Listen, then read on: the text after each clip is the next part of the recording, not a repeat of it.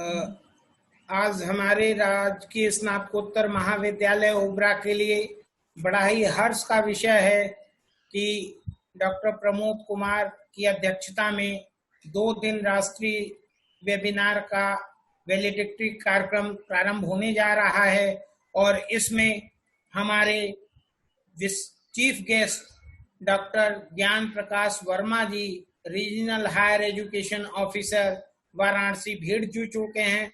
मैं सर को प्रणाम कर रहा हूं। प्रणाम सर। और मैं प्राचार्य डॉक्टर प्रमोद कुमार जी से आदेश लेना चाहता हूं कि अनुमति प्रदान करें कि हम लोग अपना वैलिडिक्टी कार्यक्रम को प्रारंभ करें। हाँ, शुरू करिए। धन्यवाद सर। सर्वप्रथम I welcome all of you over present, one and all, connect and present here. I, Dr. Vikas Kumar, Organizing Secretary, 2 days National Webinar, going to present report of the 2 days National Webinar. 2 days National Webinar on Managing Personal Finance during COVID-19, 6th and 7th May 2020, organized by Government PG College Obra, Sonbhadra, Uttar Pradesh, in an association with Indian Accounting Association, Mirzapur branch, Mirzapur, UP.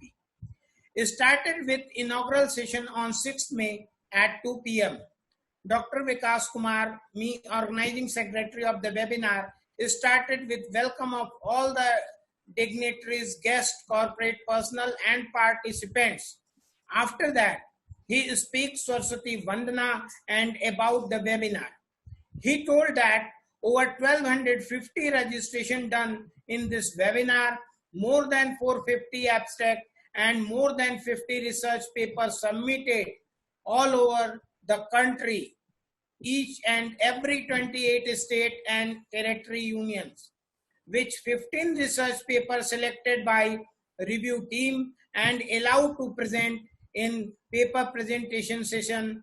Then he welcome and invite guest of honor in inaugural session, Professor G. Soral, National President, Indian Accounting Association and Head, Department of Accountancy and Statistics, Mohanlal Sukhadia University, Udaipur, Rajasthan. Professor Soral, he said that in his speech, the topic of the webinar is very relevant now, and he suggests that you should invest with SIP, Systematic Investment Plan, during this period. At the end of his speech, he congratulated the organizer. After completion of his speech, Professor G. Soral, Dr. Vikas Kumar, welcome our special guest, Dr. B.L. Sharma ji, Assistant Director, Higher Education, Uttar Pradesh. First of all, Dr. B.L. Sharma congratulate organizer of the webinar for organizing 2-day national webinar and also congratulate principal in our college, Dr. Pramod Kumar sir. He told in his speech that it is the time we reallocate our budget and only necessary expenses incurred nowadays and never forget to pay credit card bills.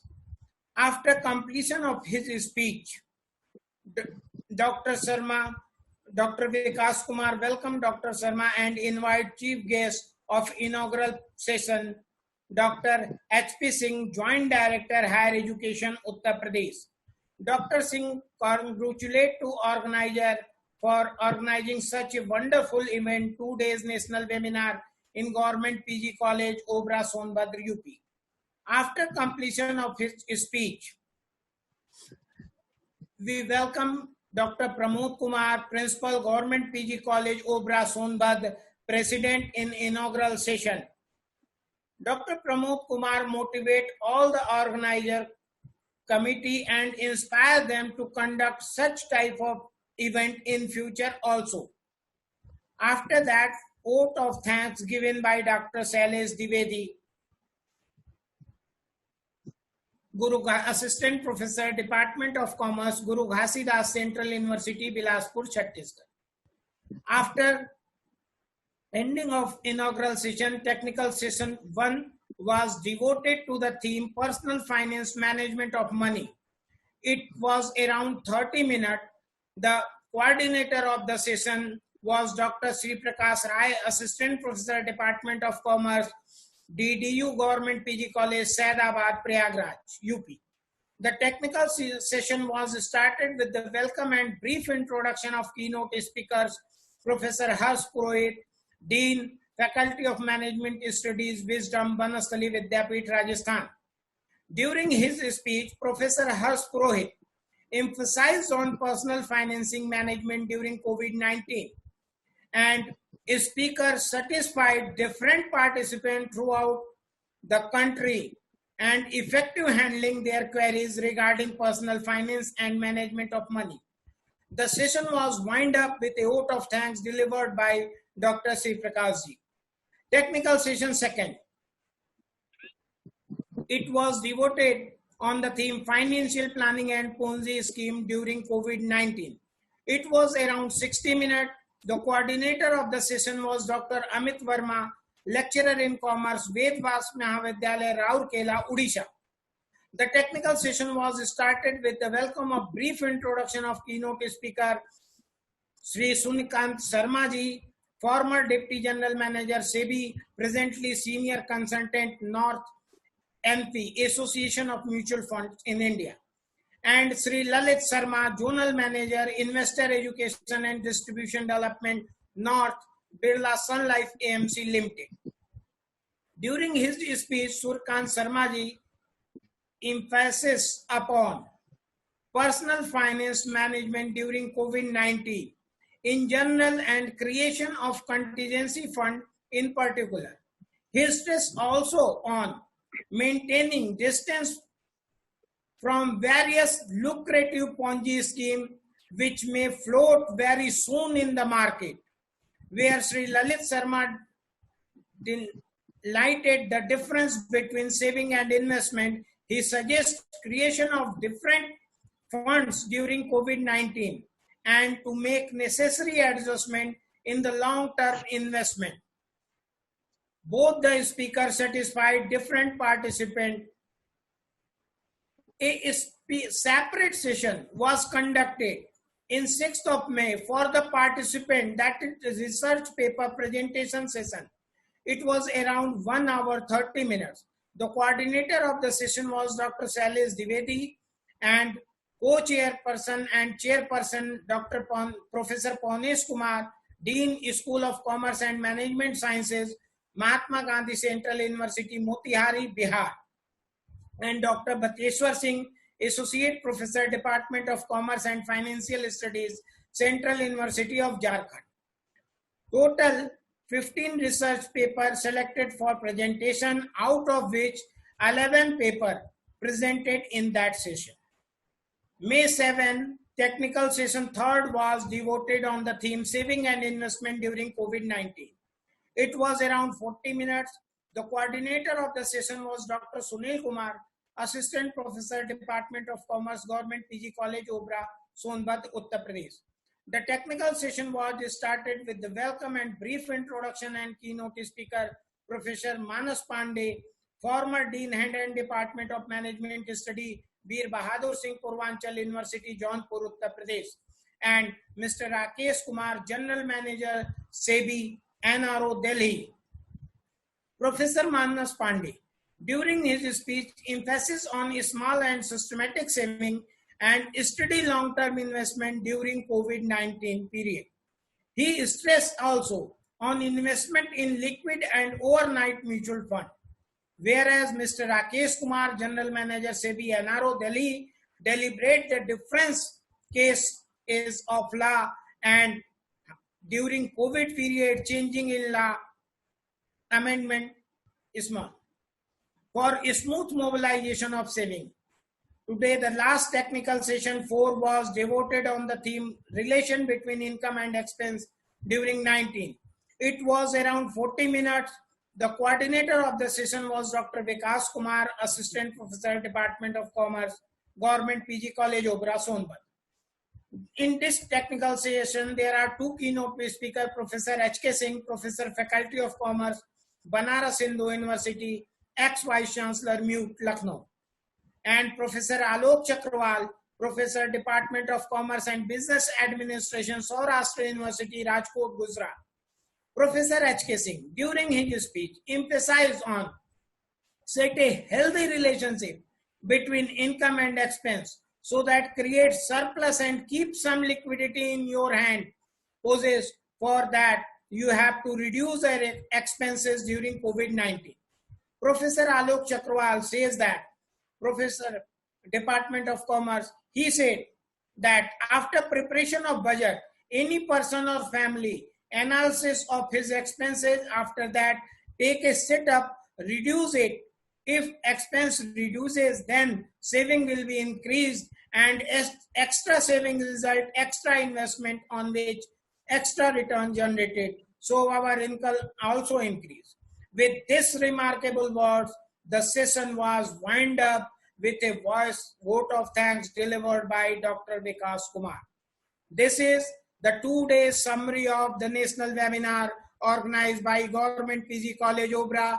Now, I am invite the chief guest of the valedictory session, Dr. Gyan Prakash Verma ji, Regional Director, Regional Higher Education Officer, Varanasi. Thank you. Welcome, sir. Thank sir प्रथम मैं राजकीय महाविद्यालय ओबरा के समस्त कर्मठ सम्मानित योग प्राध्यापकों को मैं बधाई देता हूं कि इस लॉकडाउन पीरियड के दौरान जब हमारा इंस्टीट्यूशनल करिकुलम या स्टडी या एग्जाम सब इस समय पोस्टपोन है, ऐसी दशा में बच्चों को एवं अन्य प्राध्यापकों, रिसर्चर, इन सब को एक बहुत अच्छे टॉपिक पर आप लोगों ने जो है 2 दिन का जो वेबिनार आयोजित किया, ये बहुत ही यूजफुल है। और सबसे अधिक बधाई के पात्र हैं वहाँ के कर्मठ प्राचार्य जो डॉक्टर प्रमोद कुमार जी, जो संभवतः क्या कहें कि हमारा और उनका एक ही विषय है, कॉमर्स है। जो आप लोगों ने टॉपिक रखा है इसका रिलेशन तो हम लोगों के पढ़ने पढ़ाने के दौरान इससे निरंतर रहा है और बहुत ही अच्छा आप लोगों ने इस विषय को चुना। और 1991 के बाद से ही जब भारत में नई आर्थिक नीति लागू की गई, जिसमें पहली बार उदारीकरण, भूमंडलीकरण, जिसको हम एलपीजी के शब्द इस्तेमाल करते हैं, शुरू किया गया। उसी दौरान से भारत में समय समय पर जो भी राजकोषीय और मौद्रिक नीतियां बनी, उसमें यह देखा गया कि हमारा जो पर्सनल इन्वेस्टमेंट है उसका क्या ऐसा कुछ हो कि जिसमें जो इन्वेस्टमेंट पॉलिसी है, जिसमें सेफ्टी, लिक्विडिटी और प्रॉफिटेबिलिटी तीनों तत्वों का समावेश हो। इसके लिए आरबीआई ने, रिजर्व बैंक ऑफ इंडिया ने, जो हर 6 माह में अपनी मौद्रिक नीतियों की समीक्षा करती है, उसमें उसका इस चीज का सबसे ज्यादा फोकस रहा है। थोड़ा सा मैं पूर्व में जाना चाहूंगा। 1969 के पूर्व, मैंने स्वतंत्रता प्राप्त के पश्चात और 1969 के पूर्व भारत में बैंकों का बड़ी तेजी से विकास हुआ, जिसमें बैंकों ने जन सामान्य से जो भी जमाएं स्वीकार की, उनमें इन्होंने लाभदायकता तो दी, इसमें ब्याज रेट ऑफ इंटरेस्ट इन्होंने बहुत अच्छा रखा, परंतु उस दौरान बहुत सारी बैंकें अपने को दिवालिया घोषित कर ली, बैंकरप्ट हो गई। इससे जनता का धन सुरक्षित नहीं रहा। तो सर्वप्रथम 1969 में इसी को दृष्टिगत रखते हुए 14 बैंकों का राष्ट्रीयकरण किया गया।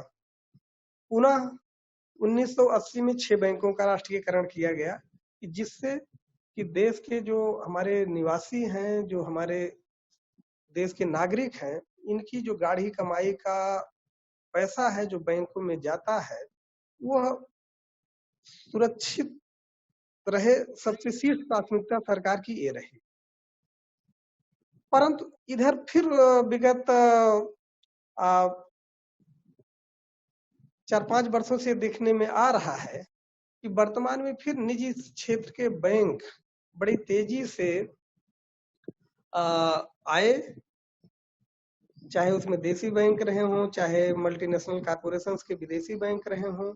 इन्होंने बहुत ही आकर्षक दरों पर जनता से जमाएं स्वीकार की। अब इसमें बैंकों के साथ साथ में चिटफंड कंपनियां या पॉन्जी स्कीम, जिसको भी आप लोगों ने उल्लेख किया, आपके यहाँ बहुत सारे लोगों ने इस पर पत्र भी प्रस्तुत किए जैसा कि आपने बताया। इसमें एसआईपी के माध्यम से इन्वेस्टमेंट तो कराया, लेकिन धन की सुरक्षा नहीं रही। विगत 1 वर्षों में, जैसा कि आप सभी विदित हैं, इस पर आप लोगों ने बहुत विस्तृत में चर्चा भी किया, बहुत ज्यादा उल्लेख इसका करना समीचीन नहीं है। भारत के बहुत सारे बैंकों से बहुत अधिक मात्रा में लोगों ने ऋण के रूप में धनराशि प्राप्त की और उस पैसे का दुरुपयोग किया या बैंकों को नहीं लौटाया, जिससे कि बैंकों का ओवरड्राफ्ट बहुत हो गया, जिसके कारण हमारे यहाँ एनपीए की समस्या बहुत तीव्र गति से बढ़ी।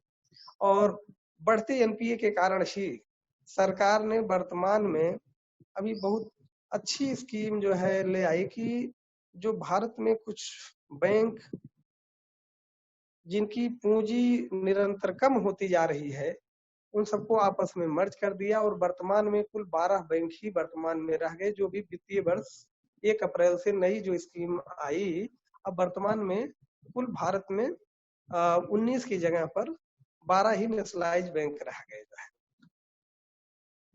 आप लोगों ने बहुत ही अच्छा, अब इसमें ये कुछ ऐसा टॉपिक है कि जिसको इस जूम ऐप के माध्यम से या मोबाइल के माध्यम से डिस्कशन बहुत नहीं किया जा सकता है, क्योंकि इससे कितने लोग जुड़े हैं मैं तो ये तो नहीं जानता। लेकिन आप लोगों के द्वारा जो भी ये प्रयास किया गया, बहुत ही आप लोग साधुवाद के पात्र हैं।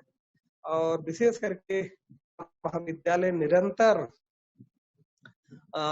समस्त शैक्षणिक गतिविधियों में, शिक्षणेतर गतिविधियों में तथा जिला प्रशासन, मंडल प्रशासन या शिक्षा निदेशालय या राज्य सरकार या हमारे के, मैं तो विशेष करके मैं आपके प्राचार्य को परेशान करता रहता हूं, क्योंकि जनपद सोनभद्र के जिला प्रशासन के द्वारा जो भी सूचनाएं वांछित होती हैं वो आपके महाविद्यालय से संबंधित नहीं रहती हैं, बल्कि पूरे जनपद से संबंधित होती हैं। चाहे वो सांख्यिकी आंकड़ों का हो या किसी जो है प्रचार प्रसार की बात हो या सरकार की किसी स्कीमों के बारे में जो है जन सामान्य को बताना हो, उसके लिए आपका महाविद्यालय, आपके प्राचार्य जी निरंतर जो है प्रयासशील है। और मैं विशेष करके एज ए क्षेत्रीय अधिकारी, हमारे क्षेत्र अंतर्गत 10 जनपद हैं, जिसमें हमको सोनभद्र जनपद में कभी भी हमको जिला प्रशासन या इन सब से कोई दिक्कत नहीं आती, क्योंकि आपके प्राचार्य जी समस्त जो है हमारे दायित्वों का निर्वहन हमारे एक तरीके से अनुरोध पर उत्साह करने को तैयार हो जाते हैं। तो मैं पुनः आपको, आपके महाविद्यालय को इसके लिए मैं बहुत ही बधाई देता हूं और ये उम्मीद भी करता हूं कि अभी ये लॉकडाउन संभवतः आगे बढ़ेगा। इस बीच में जैसा कि हमारे डिप्टी सीएम साहब, हमारे प्रिंसिपल सेक्रेटरी साहब या माननीय मुख्यमंत्री जी, उच्च प्रमुख चीफ सेक्रेटरी साहब का बराबर दिशा निर्देश आ रहा है, चाहे वो लिखित आ रहा हो या मौखिक आ रहा हो। उनका ये कहना है कि हमारे आपके जो एनुअल एग्जाम चल रहे थे उनके अतिरिक्त ये सेमेस्टर एग्जाम के बच्चे हैं, तो उनके कोर्स को आप लोग ऑनलाइन उसको पूरा करने की कोशिश करिए। बच्चों की जो समस्याएं हैं उनको व्हाट्सएप के माध्यम से, मेल के माध्यम से या जिस भी माध्यम से क्योंकि इसमें हमको फिजिकल और सोशल डिस्टेंसिंग का पालन करना है। हम आप उनको बुला नहीं सकते हैं, महाविद्यालयों में इंस्टीट्यूशनल रूप से हम क्लास नहीं चला सकते हैं। तो ऐसी दशाओं में जो सरकार की मंशा है वैसे आप लोग पूरा कर रहे हैं, लेकिन थोड़ा सा और इसको यदि आप करेंगे तो आपकी रेटिंग बढ़ेगी, क्योंकि आपका बहुत अच्छा है परफॉर्मेंस। मैं इसमें मैं पुनः आपको कह रहा हूँ कि आपका महाविद्यालय इसमें बहुत ज्यादा जो है सक्रियता दिखा रहा है। लेकिन जैसे आपके महाविद्यालय की पूर्व से गरिमा रही है, तो उस गरिमा को अक्षुण्ण बनाए रखते हुए जो भी हमारे चाहे परीक्षाओं में जिनकी चल रही थी, यदि उन बच्चों की कोई समस्या हो, कोई जो है उनकी ग्रीवांसेस हो, तो उसको दूर करने की कोशिश करिए। इस बीच में कुछ विभाग के द्वारा मांग किया गया था, संभवतः आप लोगों ने मांग भी किया होगा कि महाविद्यालय में इंफ्रास्ट्रक्चर डेवलप करने के लिए यदि आपको लैब, लाइब्रेरी, फर्नीचर या इन सब की यदि कोई आवश्यकता महसूस हो रही हो, तो उसको जो है आप लोग शिक्षा निदेशालय को अपनी मांग प्रेषित कर दीजिए। विश्वविद्यालय भी निरंतर ई कंटेंट डेवलप करने के लिए, ऑनलाइन एजुकेशन देने के लिए आप लोगों को प्रोत्साहित करना है। यूपी गवर्नमेंट के द्वारा इसके लिए एक लिंक भी उपलब्ध कराया गया है, जिसमें प्रतिदिन सूचनाओं को अपलोड करने की अपेक्षा की जाती है।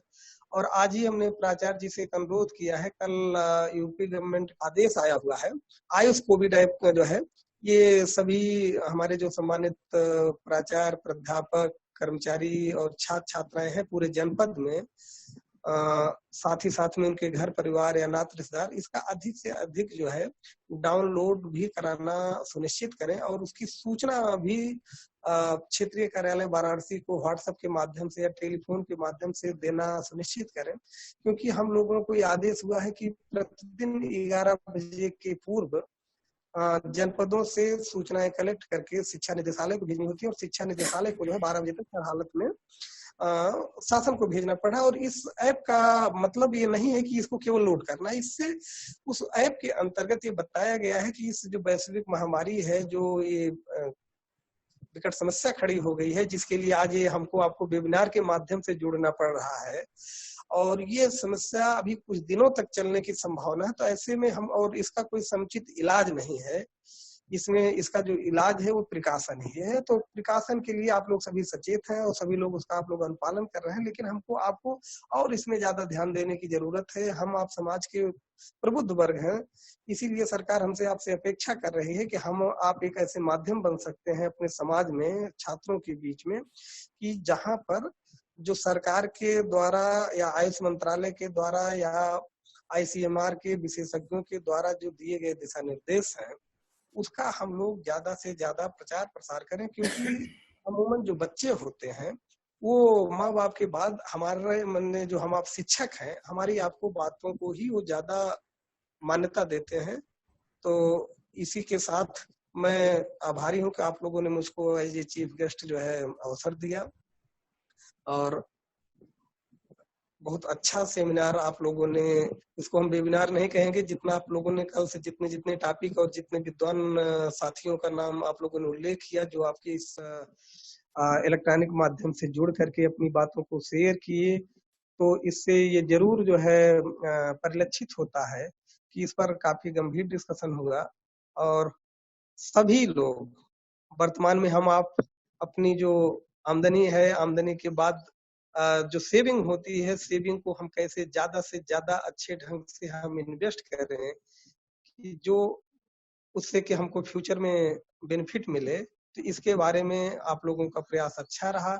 और इसी में एक चीज हम और उल्लेख करना चाहेंगे कि आपका जनपद भारत सरकार के द्वारा जो चयनित किया गया है, इसमें डॉक्टर प्रमोद सर को जानकारी है और उनको हम लोग लखनऊ ले गए थे। वित्तीय साक्षरता की दृष्टि से आपका जनपद चयनित है। और ये जो सेमिनार रहा, यदि इसको थोड़ा सा मैं पहले नहीं समझ पाया, न था इसको मैं इससे जोड़ देता, तो इससे हमारे जो भारत सरकार के प्रतिनिधि हैं यूपी में भी इसका एक कार्यालय बना है। तो हमारे जनपद मिर्जापुर, सोनभद्र और बलरामपुर और गोंडा, ये 3 जनपद वित्तीय साक्षरता के लिए गए थे, जिसमें यही जो आपके टॉपिक हैं, इन्हीं सबका जो है उसमें समावेश है जो है। और इसके लिए डॉक्टर प्रमोद जी ने कुछ काम भी किया था। तो यदि ये आप लोग यदि इसको रिकॉर्ड के रूप में रखेंगे तो हमको लगता है लॉकडाउन के बाद जब कभी इस वित्तीय साक्षरता के बारे में सोनभद्र जनपद की सूचना मांगी जाएगी तो वह निदेशालय के लिए, हमारे लिए और यूपी सरकार के लिए एक बड़ा लाभप्रद जो है मैंने होगा कि इसके लिए कि राजकीय महाविद्यालय ओबरा ने एक अतिरिक्त भी प्रयास किया था। पुनः डॉक्टर प्रमोद जी को, डॉक्टर विकास जी को जो ऑर्गेनाइजिंग सेक्रेटरी हैं, जिन्होंने बहुत ही मनोयोग से कल और आज खैर तो 2 दिन का रहा, इसके पूर्व में इनको कितनी तैयारियां करनी पड़ी रही होंगी, कितने विद्वान लोगों से संपर्क करना रहा होगा, तो इसके लिए मैं पुनः डॉक्टर विकास जी को जो है हार्दिक बधाई देता हूं, तथा साथ ही महाविद्यालय के सभी सम्मानित प्राध्यापकों जिनका मैं नाम नहीं ले रहा हूँ, वैसे अधिकांश सभी को मैं परिचित हूँ, सभी लोग बहुत ही साधुवाद के पात्र हैं और आप लोग पुनः भविष्य में ऐसे सब कार्यक्रम करें, ये हमारी हार्दिक शुभकामना है। धन्यवाद।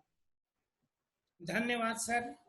आज आपका आशीर्वाद हमारे महाविद्यालय परिवार को और समस्त शिक्षकों और कर्मचारियों को मिला। हम आपसे यही अनुरोध करते हैं कि आपका आशीर्वाद हम लोग के ऊपर बना रहे और ऐसे ही आपका आशीर्वाद मिलता रहे। अब कार्यक्रम की अध्यक्षता कर रहे हैं हमारे महाविद्यालय के प्राचार्य डॉक्टर प्रमोद कुमार जी, जो कि एक मोटिवेशन का सोर्स हैं और हम लोग के मार्गदर्शक हैं। मैं उनसे निवेदन करूंगा कि अपने आशीर्वचन कहें। Doctor Pramod Kumar sir.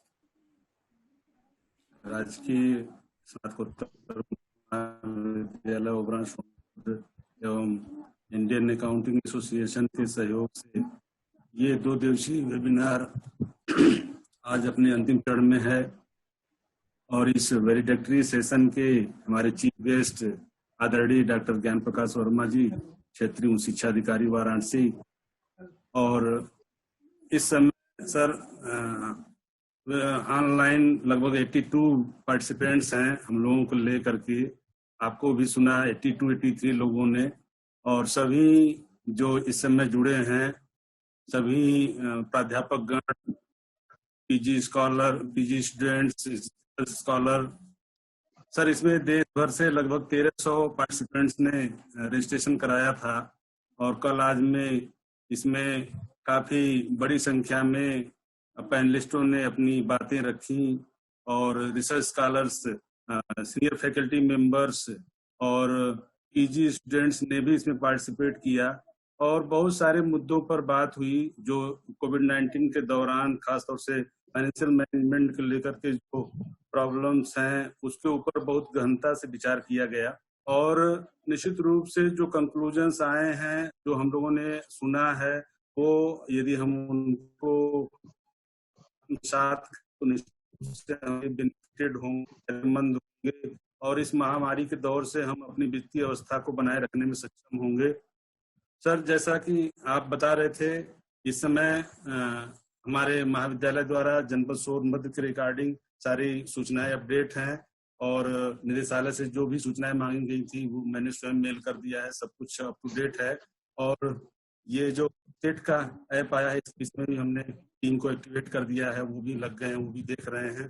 Sir आप इसमें चीफ गेस्ट आए, हम लोगों के लिए पूरे गौरव की बात है और महाविद्यालय के लिए गौरव की बात रही कि इसमें इनाग्रल में भी अपने उच्च शिक्षा निदेशालय से joint director Uttar Pradesh doctor HP. Singh ji जुड़े, डॉक्टर बी.एल. शर्मा जी जुड़े और BHU से senior professor doctor H.K. Singh रहे और इसके अलावा और बहुत सारे सम्मानित सीनियर फैकल्टी जो इस पूरे वेबिनार को बड़ा गौरवान्वित कर दिए और निश्चित रूप से जितने हम लोगों ने कल्पना नहीं की थी उतना ये सफल रहा, उतना प्रसार पा चुका है कि बहुत सारे हमारे मित्र ऐसे जो थे जिनको हम लोग इनवाइट नहीं कर पाए या वो सूचना नहीं प्राप्त कर पाए, उन्होंने फोन करके बताया कि हमें भी सूचना मिली होती तो हम भी जुड़े होते। तो ये जो कार्यक्रम रहा बिल्कुल आपका मार्गदर्शन भी हम लेते रहे और सफल रहा। इसमें हमारे जो ज्वाइंट ऑर्गेनाइजिंग सेक्रेटरी डॉक्टर विकास कुमार का अथक परिश्रम है, डॉक्टर सुनील कुमार उसमें हमेशा लगे रहे और महाविद्यालय के सभी प्राध्यापक कर्मचारी भी इसमें ऑफ द रिकॉर्ड पीछे से वो भी लगे रहे, उनका भी सहयोग मिलता रहा। तब हम इसको मूर्त रूप पाए सर। हम सभी अपने टीम के सदस्यों को मुबारकबाद देते हुए, बधाई देते हुए, और सभी जो भी इस समय जुड़े हैं सभी को बहुत बहुत बधाई साधुवाद देते हुए अपनी बात को समाप्त करेंगे। बहुत बहुत धन्यवाद। धन्यवाद सर कि आपका आशीर्वाद पुनः हम लोग को ऑनलाइन जूम के माध्यम से मिलता रह रहा है। एकदम हम लोग लॉकडाउन में है, पता ही नहीं चल रहा है। बनारस से सर भी जुड़े हैं और आप भी, सब लोग अपने अपने घरों में हैं, लेकिन खल नहीं रहा है कि हम लोग लॉकडाउन में बैठे हैं। और मैं तुरंत ही, समय बहुत कम है, doctor Shailesh Dwivedi, assistant professor, department of commerce, गुरु घासीदास को बुलाएंगे कि वो जो अवार्ड की घोषणा की गई थी उसका परिणाम घोषित करें तुरंत। Jisan Ali Ahmed and Sasank Srivastava, these two candidates have selected for Best Paper Award. Okay, thank you, Shailesh ji. I congratulate Sasank Srivastava and Dr. Kisan Ali Ahmed sir. And now I am requesting to Sisir Pandey. Sisir Pandey, मेरी आवाज सुन रहे हैं? हाँ sir, start करिए, 2 minute बचा है। A very good afternoon, all of you. आवाज आ रही है, करिए। On behalf of the organizing committee of this seminar, I, Dr. Shishir Pandey, would like to congratulate all the committee members, and it is a great privilege to me to deliver vote of thanks in the valedictory session. As first, I would like to thank Dr. Gyan Prakash Verma, a regional higher education officer, Varanasi, Uttar Pradesh, for this valuable time, for his valuable time and knowledge sharing with us. I'm also thankful to Dr. Pramod Kumar, Principal, Government PG College, Obra, Sonbhadra. In this sequence, I would like to thank all the paper presenter who have presented and showed different aspect of personal finance in this era, COVID-19 pandemic. And I would like to thank Dr. Sunil Kumar, whose support is made this event successful, and relentlessly we have connected all together. And last but not least, I would like to thank Dr. Vikas Kumar and Dr. Shailesh Dwivedi, whose support has given me the opportunity to perform as the last speaker of this event. Thank you, Sisir ji. और सारे participant को certificate उनके email